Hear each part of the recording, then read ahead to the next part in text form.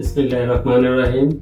আমি আব্দুল মতিন, ব্রাহ্মণবাড়িয়া, বাংলাদেশি। আমরা দাম্পত্য জীবন বিবাহিত প্রায় 18 বছর।